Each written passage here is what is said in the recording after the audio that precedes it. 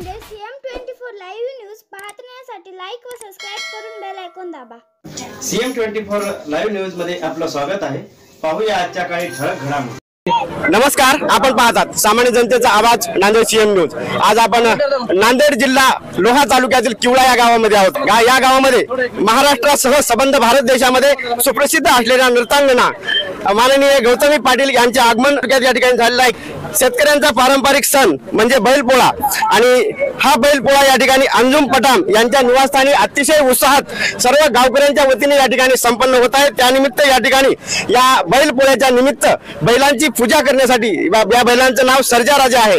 या सर्जा राजाची पूजा करण्यासाठी माननीय गौतमी पाटील यांना या ठिकाणी निमंत्रित करण्यात आलं होतं। त्यांच्या हाताने आता या ठिकाणी पाहिलात सर्वांच्या समक्ष या ठिकाणी अतिशय चांगल्या प्रकारे बैलांचं पूजन झालेलं आहे। त्यानिमित्त आपण त्यांच्याशी चर्चा करत आहोत। ताई नमस्कार, आपण मला वाटते आपण पाटील असल्यामुळे शेतकऱ्यांचा बराच आपला अनुभव असेल। लहानपणापासून आपण बैल आणि बैलपोळा हा तुम्हाला माहित आहे, तरी पण आपण नावारूपाला आल्याच्या नंतर आज मला वाटते आपण किवळा या गावामध्ये आलात आणि अतिशय आपल्या उत्साहात आपल्या हातून या ठिकाणी आज बैलपोळा संपन्न होत आहे, पूजा झाली आहे। यावेळी आपल्याला काय वाटते? सर्वप्रथम सर्वांना बैलपोळ्याच्या खूप खूप शुभेच्छा।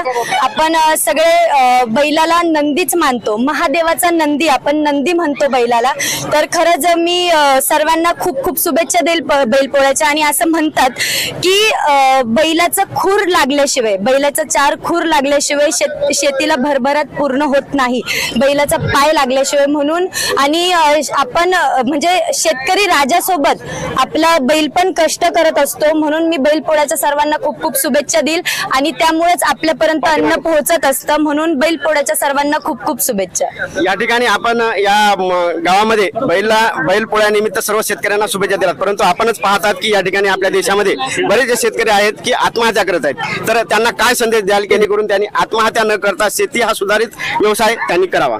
मी बरेचदा म्हणत असते की प्रत्येक गोष्टीला सामोरं जायचं असतं। काही गोष्टींसाठी आपण आपल्या जीवाचं काहीतरी वाईट करत असतो, पण त्या पाठीमागं आपली पूर्ण फॅमिली असते, आपला परिवार असतो, आपले लेकरं बाळ असतात। त्यांचा विचार करून तुम्ही ह्या गोष्टी करू नये असं मी सर्व शेतकऱ्यांना सांगल की तुम्ही म्हणजे जी परिस्थिती आहे त्या परिस्थितीला सामोरं जा आणि बिंदास लढा आणि ह्या गोष्टी करू नका। मी हे आवर्जून सांगल सगळ्यांना आणि बैलपोळ्याच्या सर्वांना खूप खूप शुभेच्छा। या ठिकाणी आपल्यासोबत आणि हा कार्यक्रम जो आयोजित केलेला आहे या ठिकाणी मेजर माजी सैनिक माननीय अंजुम पठाम आपल्यासोबत आहेत। आपण त्यांच्याशी देखील चर्चा करत काय सांगणार आपण नेमकं या बैलपोळ्याला ताईला आणलं म्हणजे या ठिकाणी गौतमी पाटील यांना आणलं, नेमकं काय कारण आहे? या बैलपोळ्याच्या सर्वांना हार्दिक हार्दिक शुभेच्छा।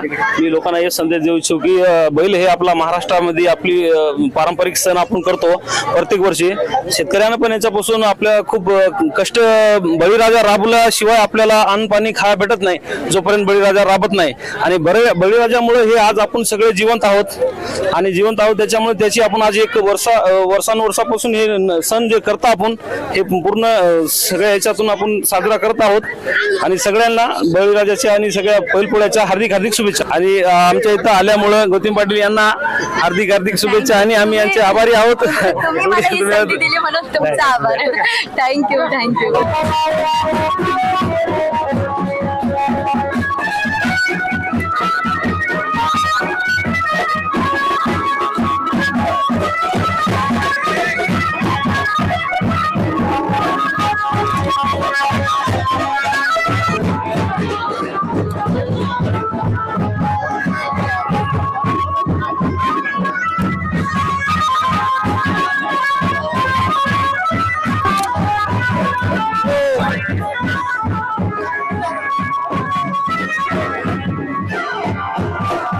पाटील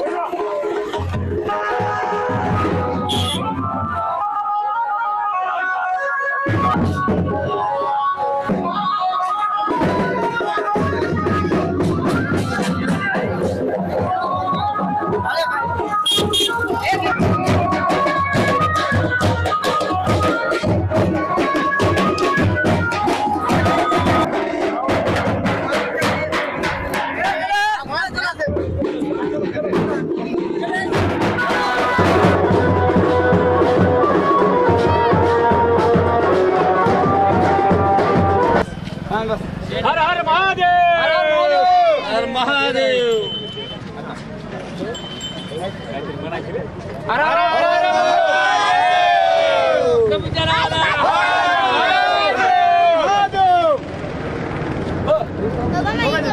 बैल दिसत